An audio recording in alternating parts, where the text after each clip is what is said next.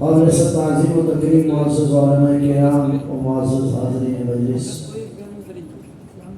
الحمدللہ آپ کے سامنے ابھی دو بچوں نے قرآن کریم کا وہ امتحان دیا ہے۔ پہلے ایک بات میں اس سے متعلق عرض کرنا چاہوں گا۔ کسی زمانے میں یہ بات سنا کرتے تھے، حضرت قاری فتح محمد صاحب رحمہ اللہ تعالیٰ کے بارے میں قاری صاحب فرماتے تھے کہ میں اگر چاہوں تو قرآن کریم کی آخری آیت سے شروع کروں اور الف لام میم تک سارا قرآن کریم پڑھوں،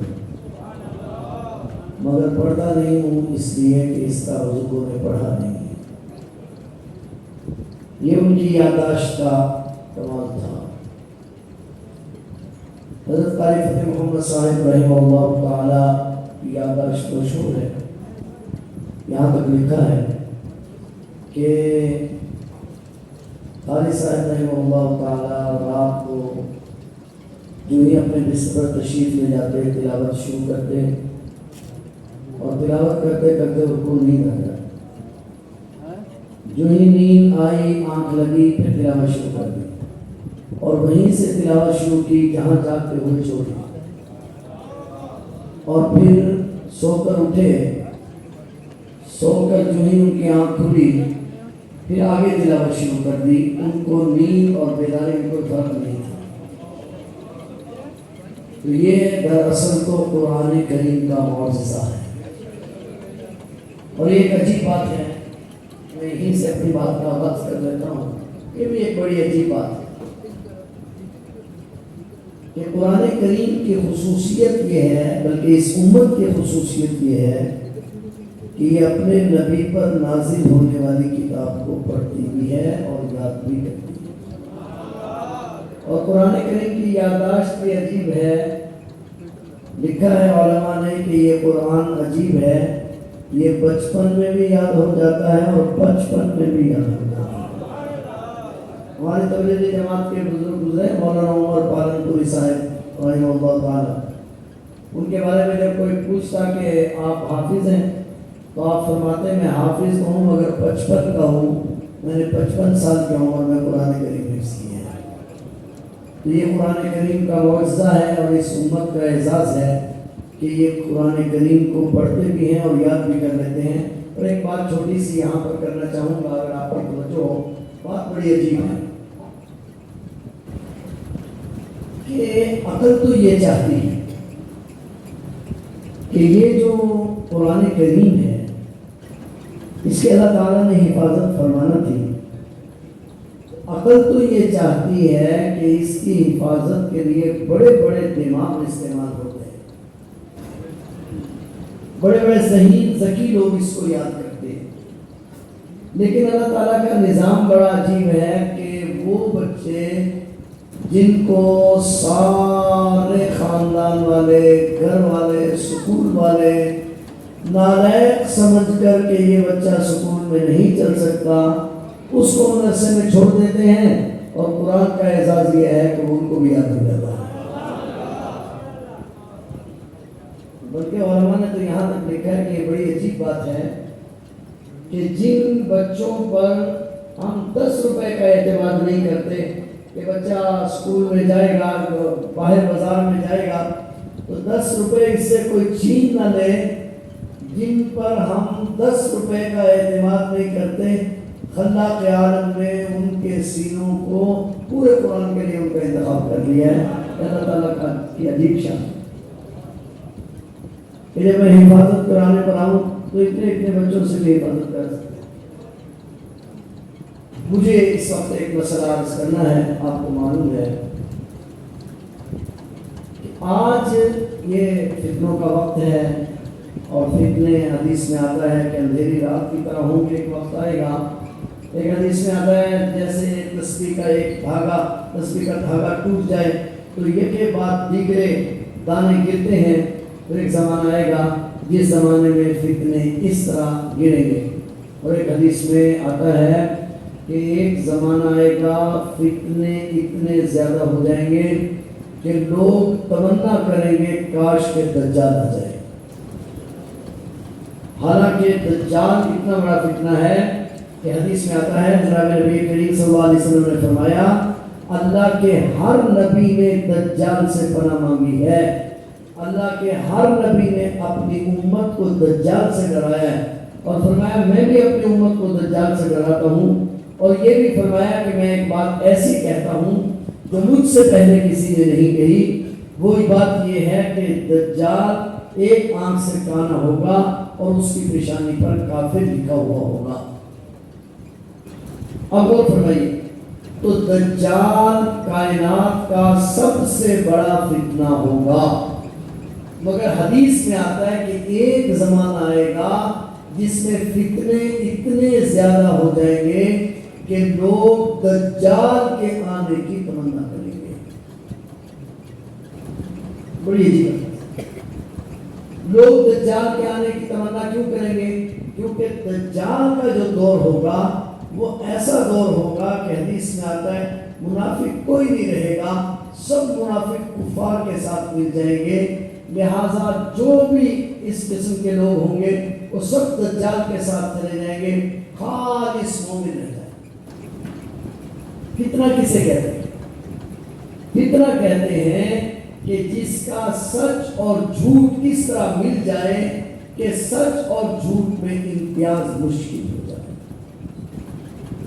دوسری بات نبی پاک صلی اللہ علیہ وسلم نے فرمایا ایک زمانہ آئے گا جس زمانے میں جہنم پر کھڑے ہوئے داعین ہوں گے, جہنم کی طرف لوگوں کو بلائیں گے اور ان کی زبانیں ہماری ہوں گی, یعنی ان کی زبان پر قرآن اور حدیث جاری ہوگا اور وہ جہنم کی طرف بلا رہے ہوں گے اور وہ خود بھی گمراہ ہوں گے, لوگوں کو بھی گمراہ کریں گے. لہٰذا آج فتنوں کا وقت, ہر روز ایک نیا فتنہ معاشرے وجود میں آتا ہے. تو آج کیونکہ اس موقع پر ربیع الاول کے حوالے سے, سیرت کے حوالے سے بات ہوتی ہے تو میں آج سیرت پر اس حوالے سے اس پہلو پر کچھ عرض کرنا چاہتا ہوں. پہلے ایک بات بطور تمہید کے سمجھیں کہ اللہ تبارک و تعالی نے انبیاء علیہ السلام کا سلسلہ دنیا میں جاری فرمایا, جس کا آغاز حضرت آدم علیہ السلام سے ہوا اور اس کی تکمیل حضرت محمد رسول اللہ صلی اللہ علیہ وسلم. علماء نے ایک عجیب بات لکھی ہے کہ اللہ تعالیٰ نے نبیوں کو دنیا پر بھیجا اپنا دین اتارنے کے لیے.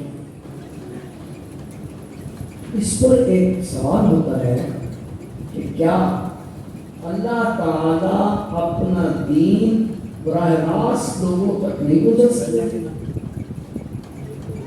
ہے تو جواب, اللہ تعالیٰ اپنا دین براہ راست لوگوں تک نہیں پہنچا سکتے تھے؟ کیا براہ راست پہنچا تو سکتے تھے, مگر جو انسان ہے اس کی اتنی کیپیسٹی نہیں تھی, اس کی اتنی طاقت اور ہمت نہیں تھی کہ وہ اللہ تعالیٰ کے کلام کو سن سکے اور اس کو سمجھ سکے. اس لیے اللہ جل شانہ نے اس انسان کو سمجھانے کے لیے درمیان میں انبیاء علیہ السلام کا سلسلہ جاری فرمایا, جو ذات کے اعتبار سے تو انسان ہے مگر صفات کے اعتبار سے فرشتوں سے بھی اعلیٰ ہے, کہ وہ اللہ سے علم لے کر اس کے بندوں تک پہنچا دے. اس دین کا آغاز حضرت آدم علیہ السلام سے ہوا اور اس کی تکمیل حضرت محمد رسول اللہ صلی اللہ علیہ وسلم پر ہوئی. بہت توجہ سے بیٹھیں گے, وقت بالکل تھوڑا ہے اور میں نے بڑا اہم مسئلہ عرض کرا. ایک مسئلہ سے حضور علیہ السلام پر اس کی تکمیل ہو گئی. حضور علیہ السلام پر جو دین اترا وہ قرآن کریم کی صورت میں نازل ہوا, جس کو ابھی آپ کے سامنے تلاوت کیا جا رہا ہے. سید ابو الحسن علی ندوی رحمۃ اللہ علیہ لکھتے ہیں کہ نبی کی مثال اس طرح ہے جس طرح بارش کے لیے بادل ضروری ہے, اس طرح وحی کے لیے نبی ضروری ہے. لکھتے ہیں کہ وحی جو ہے وہ نبی کے سینے پر آیا کرتی ہے اور نبی کی زبان پر آ کر پھر دنیا تک پہنچا کرتی ہے۔ کئی بار میں نے پہلے بھی یہ مسئلہ ذکر کیا کہ قرآن کریم جبرائیل علیہ السلام لے کر آتے تھے، ساری کتابیں جبرائیل ہی لائے ہیں، مگر کتابوں میں لکھا ہے، یہ بڑی عجیب بات ہے کہ جبرائیل علیہ السلام کسی نبی پر 1 مرتبہ آئے ہیں وحی لے کر، کسی نبی پر 2 مرتبہ، کسی پر 10 مرتبہ، کسی پر 20 مرتبہ بس، اور ہمارے نبی پر جبرائیل علیہ السلام وحی لے کر 24,000 مرتبہ آئے ہیں۔ 24,000۔ تو وحی کبھی خلوت میں لے کر آئے، کبھی جنت میں لے کر آئے، کبھی اہل بیت میں آپ تشریف فرما ہوئے، کبھی صحابہ کرام کی جماعت میں، بلکہ کبھی ہزارہ لاکھوں کے مجمع میں آپ تشریف فرما ہوئے، تو جبرائیل علیہ السلام قرآن کریم لے کر آئے۔ مگر آج تک آپ نے کسی تاریخ کی کتاب میں، کسی سیرت کی کتاب میں آپ نے پڑھا ہے، کہیں سنا ہے کہ کوئی آیت فرشتوں نے جبرائیل سے سن کر یاد کی؟ بڑا سنا ہے کہیں؟ صحابہ کرام نے اس کیفیت کو بیان کرتے ہیں، کوئی کہتا ہے گھنٹی کی آواز ہوتی تھی، کوئی کہتا ہے مکھیوں کے بن بنانے کی آواز ہوتی تھی۔ صحابہ کرام کو صرف آواز تو آتی تھی، مگر صحابہ کرام نے جبرائیل سے کوئی آیت سن کر یاد کر لی ہو، ایسا نہیں۔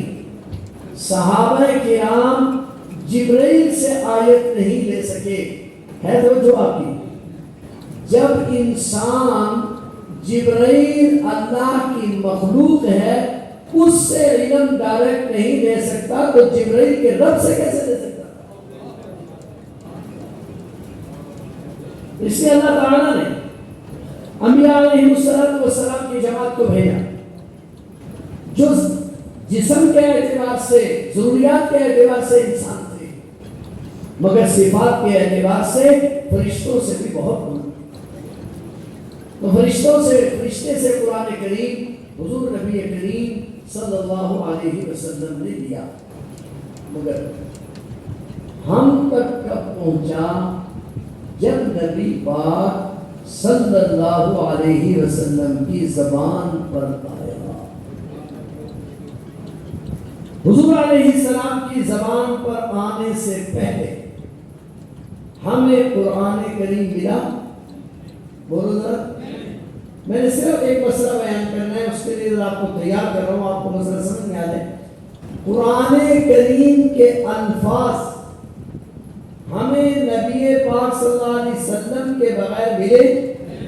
امت کو مل سکتے ہیں؟ نہیں۔ نبی وحی کے لیے نبوت کا ہونا ضروری۔ وحی نبی کے سینے پر اتری، حضور علیہ السلام کی زبان سے ہوتے ہوئے امت تک پہنچی۔ اب قرآن، ذرا مسئلہ سمجھ لیجیے بس، جس کے لیے تمہید باندھی، جس طرح قرآن کریم کے الفاظ کے لیے اتھارٹی نبی پاک صلی اللہ علیہ وسلم کی ذات ہے، اسی طرح قرآن کریم کے معنی اور مفہوم کے لیے بھی اتھارٹی رسول اللہ صلی اللہ علیہ وسلم کی ذات ہے۔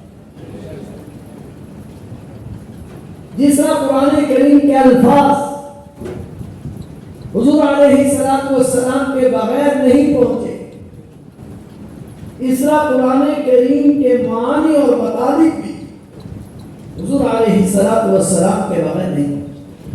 آج ایسا طبقہ دنیا میں پیدا ہو گیا اور ہو رہا ہے، اور ہر روز ایک نیا آدمی قرآن کریم کو تختہ مشق بناتا ہے اور احادیث رسول اللہ صلی اللہ علیہ وسلم کا مختلف طریقوں سے انکار کرتا ہے۔ اس پر کچھ بات کرنا چاہتا ہوں۔ صحابہ کرام رضوان اللہ تعالیٰ عنہم اجمعین اہل لسان تھے یا نہیں؟ عربی زبان جانتے تھے یا نہیں؟ حضرت مغیرہ بن شعبہ رضی اللہ تعالیٰ عنہ صحابی رسول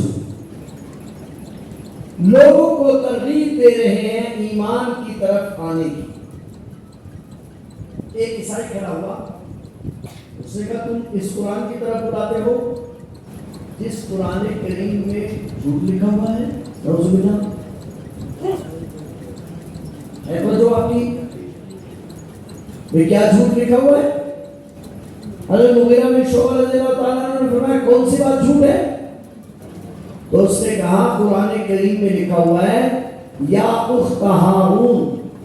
حضرت مریم پر جب سیدہ مریم کے ہاں جب سیدنا عیسیٰ علیہ السلام پیدا ہوئے تو قوم سیدہ مریم کے پاس آئی اور آ کر کہا یا اخت ہارون, اے ہارون کی بہن, ماں کان ابوک امرأ سوء وما کانت امک بغیہ. میرے خاندان میں تو کوئی ایسا آدمی نہیں تھا, پھر یہ بچہ کہاں سے لے آئی ہے؟ قرآن نے یا اخت ہارون کہا سیدہ مریم کو. تو اس عیسائی نے کہا کہ سیدہ مریم تو حضرت ہارون کی بہن نہیں ہے, کیونکہ حضرت ہارون علیہ السلام تو سیدہ مریم کی پیدائش سے تقریباً 2000 سال پہلے گزرے. پھر سیدہ مریم کو حضرت ہارون کی بہن کیسے کہہ دیا؟ حضرت مغیرہ بن شعبہ رضی اللہ تعالیٰ عنہ پریشان ہو گئے. اب عقل یہ چاہتی ہے کہ عرب میں رہتے ہیں مغیرہ بن شعبہ, خود عربی ہیں, کسی پڑھے لکھے عربی کے پاس جاتے اور جا کر کہتے کہ بھائی اس کا کیا مطلب ہے, میں تو اس مسئلہ میں پریشان ہو گیا ہوں اور کوئی بات سمجھ میں نہیں آ رہی. حضرت مغیرہ بن شعبہ رضی اللہ تعالیٰ عنہ یمن سے چلے, حضور نبی کریم صلی اللہ علیہ وسلم کی خدمت میں پہنچے اور آ کر اپنی جو پریشانی تھی اس کو ذکر کی. جان رہے ہیں آپ؟ میں سوال پوچھ سکتا ہوں؟ سیدنا مغیرہ بن شعبہ رضی اللہ تعالیٰ عنہ کا یمن سے چل کے یہاں تشریف لانا یہ بتلا رہا ہے کہ قرآن کریم کی آیت کے مفہوم میں جب کوئی پیچیدگی پیدا ہو جائے, کوئی مسئلہ پیدا ہو جائے تو اتھارٹی رسول اللہ صلی اللہ علیہ وسلم کی ذات ہے. مسئلے کے لیے کہاں جانا ہے؟ رسول اللہ صلی اللہ علیہ وسلم. سواری پر سوار ہیں, ابھی نیچے نہیں اترے, حضور علیہ السلام سے ملاقات ہو گئی, جلدی سے اترے, عرض کی یا رسول اللہ صلی اللہ علیہ وسلم اس کے ہاتھ میں مغیرہ, تم کیسے؟ یا رسول اللہ صلی اللہ علیہ وسلم یہ پریشانی ہے. آپ مسکرائے اور کہا مغیرہ کیسا عجیب آدمی ہے, لیکن آسان بات بھی سمجھ میں نہیں ہے. یا رسول اللہ صلی اللہ علیہ وسلم نہیں, صحابہ سچے لوگ, یا رسول اللہ مجھے نہیں سمجھ. نبی کریم صلی اللہ علیہ وسلم نے ارشاد فرمایا بھائی یہ جو یا اخت ہارون کہا, سیدہ مریم کا بھی ایک بھائی ہارون تھا, یہ اس ہارون علیہ السلام کی بات نہیں ہے. مجھے صرف اتنی بات عرض کرنا ہے کہ حضرت مغیرہ بن شعبہ رضی اللہ تعالیٰ عنہ کا حضور علیہ السلام کے پاس آنا یہ اس بات کی دلیل ہے, اور دنیا کو یہ مسئلہ بتلایا جا رہا ہے کہ قرآن کریم کی کسی آیت میں جب کوئی مشکل پیش آئے تو پھر اس کے لیے اتھارٹی کون ہے؟ حضور علیہ السلام.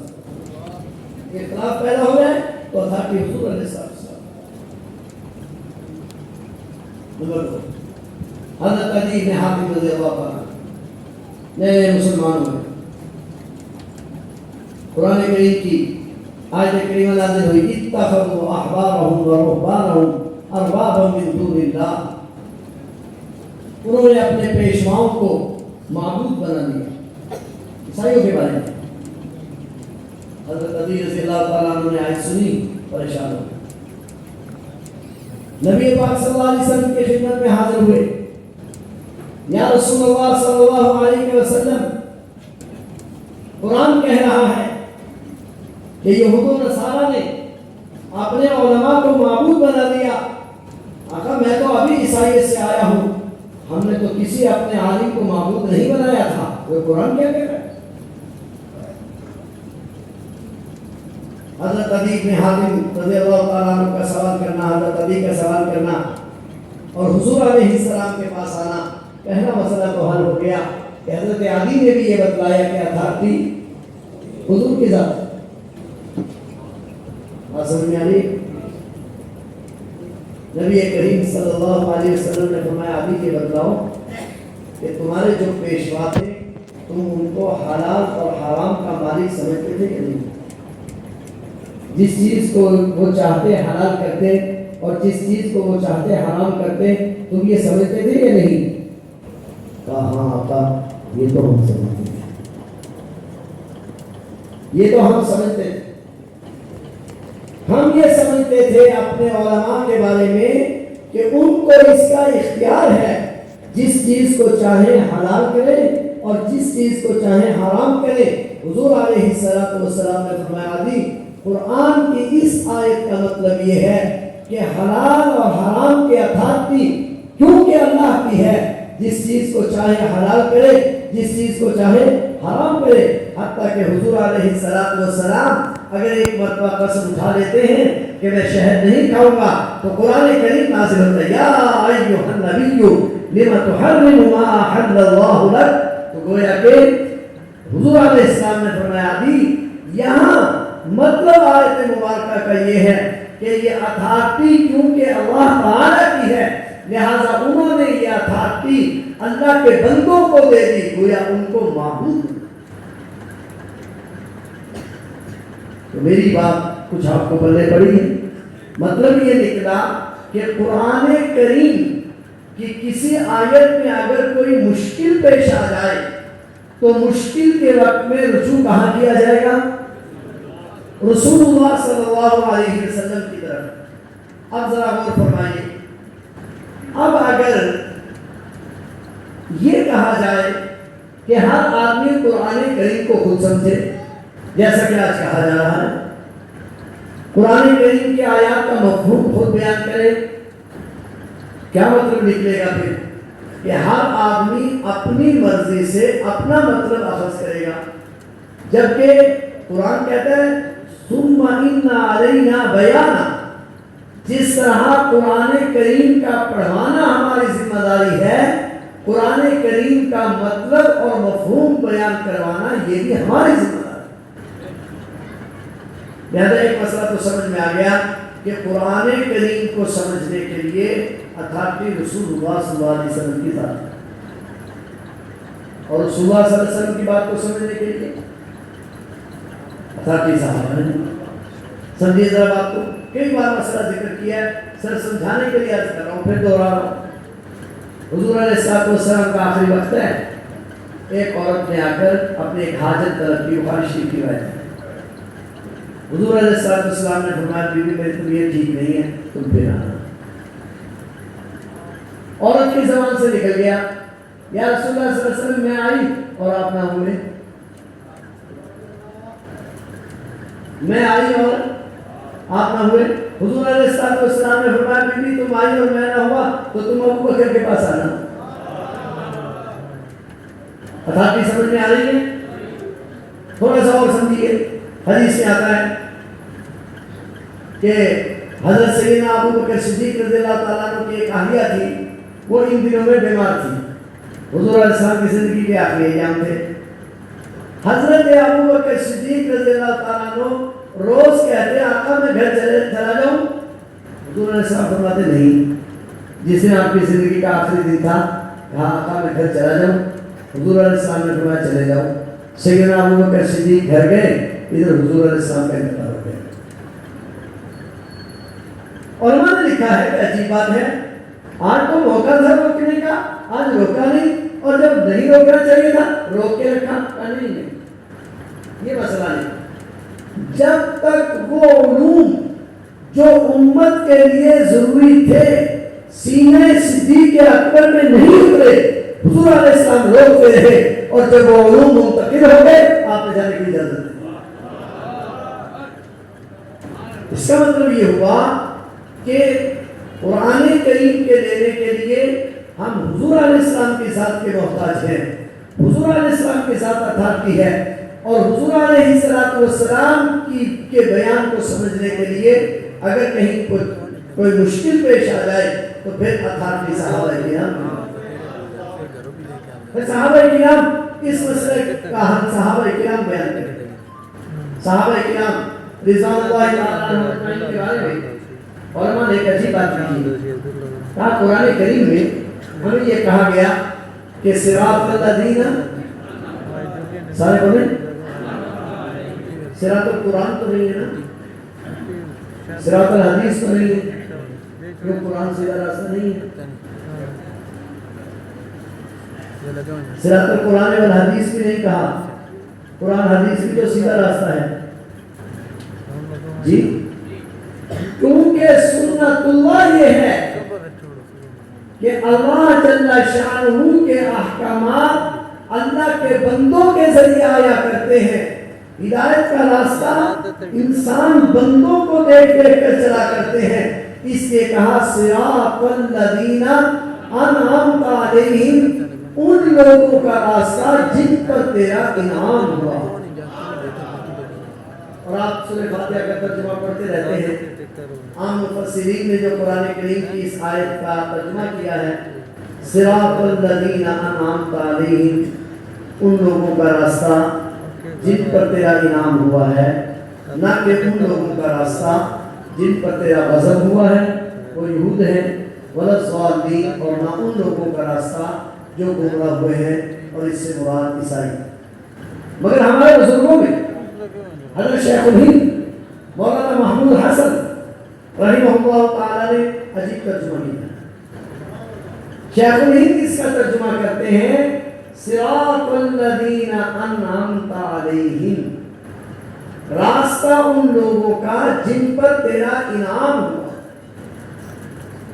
جن پر تیرا غیر المغضوب علیہم ولا الضالین، بہت توجہ سے، راستہ ان لوگوں کا جن پر تیرا انعام ہوا، نہ تو ان پر تیرا غضب ہوا نہ وہ گمراہ ہوئے، یعنی جن پر تیرا انعام ہو گیا، نہیں سمجھے آپ؟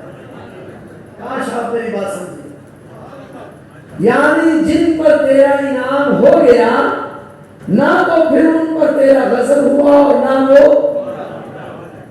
علماء لکھتے ہیں کہ انبیاء علیہ السلام کے بعد سب سے اول جماعت جس پر اللہ کا انعام ہوا، انعام کیا ہے کہ اللہ تعالیٰ کسی کو کہہ دے کہ میں تجھ سے راضی ہو گیا، تو اللہ تعالیٰ نے صحابہ کرام کو دنیا میں فرما دیا کہ میں تم سے راضی ہو گیا۔ تو ذرا غور فرمائیے، انبیاء علیہ السلام کے بعد جو انعام یافتہ جماعت ہے وہ جماعت ہے صحابہ کرام رضوان اللہ تعالی عنہم اجمعین، اور جب ان پر تیرا انعام ہو گیا غیر المغضوب علیہم، بہت توجہ کیجیے گا، جب ان پر تیرا انعام ہو گیا نہ تو ان پر تیرا غضب ہوا اور نہ وہ گمراہ ہوئے، اس کا مطلب یہ ہے صحابی اور گمراہی دو ضد ہیں۔ سمجھ رہے بات؟ آج ایک ایسا طبقہ پیدا ہو گیا، آج ایسے اسکالر پیدا ہو گئے، سمجھنے والے حضرات میری بات سمجھیں گے، جو صحابی بھی کہہ رہے ہیں، رضی اللہ عنہم ورضوان بھی کہہ رہے ہیں، علیہ السلام بھی کہہ رہے ہیں، سمجھ رہے ہیں کہ نہیں سمجھ رہے؟ اور پھر ساتھ ساتھ یہ بھی کہہ رہے ہیں کہ فلاں صحابی تو دوسرے کو گالیاں دلایا کرتا تھا، فلاں صحابی یہ کیا کرتا تھا، فلاں صحابی یہ کیا کرتا تھا، ادھر صحابی بھی کہہ رہے ہیں۔ اور صحابہ کے بارے میں قرآن کہہ رہا ہے کہ رضی اللہ، کہہ رہا ان سے اللہ تعالیٰ ان سے راضی ہو گیا۔ اور علماء نے لکھا ہے انعام کا ایک معنی رضا ہے، اگر انعام کا ایک معنی رضا ہے تو اس کا مطلب یہ ہے کہ اللہ تبارک و تعالیٰ نے جن لوگوں پر انعام کیا ہے ان لوگوں میں صحابہ کرام بھی ہیں، اول ہیں صحابہ کرام، تو جب صحابہ کرام اول ہے تو اس کا مطلب یہ ہے غیر المغضوب علیہم، نہ تو وہ گمراہ ہوئے اور نہ ان پر اللہ کا غضب ہوا۔ اور اگر آپ کی توجہ تو قرآن کریم میں جو خطاب کے صیغے ہیں، مخاطب کے جو صیغے ہیں، ان کے اولین مصداق اکثر و بیشتر مقامات پر براہ راست کون ہے؟ جیسا کہ علماء نے ایک عجیب بات لکھی ہے، یہ تو قرآن کریم کی آیت ہے، کنتم خیر امہ، تم بہترین امت ہو۔ کن کو کہا؟ اولین مصداق تو صحابہ ہے نا، کنتم خیر امہ، تم بہترین امت ہو، اخرجت للناس، عام معنی تو یہ کیا جاتا ہے تم لوگوں کے نفع کے لیے نکالے گئے ہو۔ ڈاکٹر علامہ خالد محمود نے معنی کیا؟ اخرجت للناس کنتم خیر امہ، صحابہ کرام تم بہترین امت ہو، تم امت میں بہترین ہو۔ کیوں؟ اخرجت للناس، اس لیے کہ تم آنے والی کل امت کے لیے فرنٹ لائن ہے۔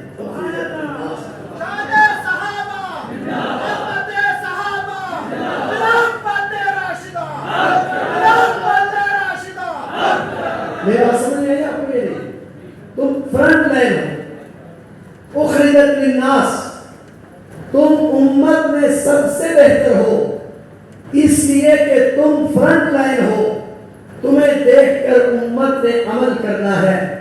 تو جن کو فرنٹ لائن کہا گیا، پہلی لائن کہا گیا، اگر خدا نہ خواستہ وہ لائن ہی کمزور ہو جائے پھر بتلائیے ہم تک دین کیسے پہنچے گا؟ سید ابو حسن نور حسن شاہ بخاری نے عجیب بات لکھی، کہا قرآن کریم کو مانتے ہو؟ کہا قرآن کریم اگر نام ہے